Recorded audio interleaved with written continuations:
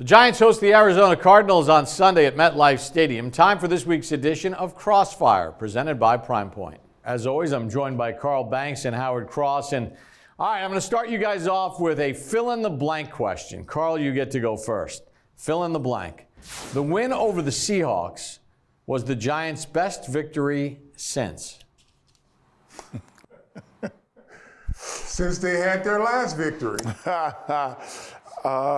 I would say this year. I think beating a team with a winning record for the NFC East as a whole was good, but for the Giants was great.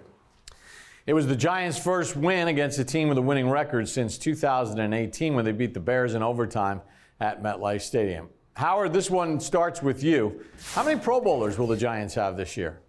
Oh, man, how many Pro Bowlers? It depends. I would think maybe Blake Martinez, Bradbury, maybe Tomlinson. I guess. I don't know. Those three guys on defense. Then after that, probably the kicker.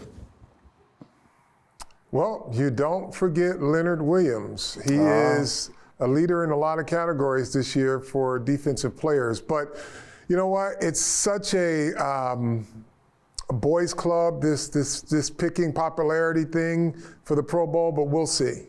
And remember, Logan Ryan was at the top of the voting for safeties in the NFC as well. All right, final question. Carl, we'll start with you.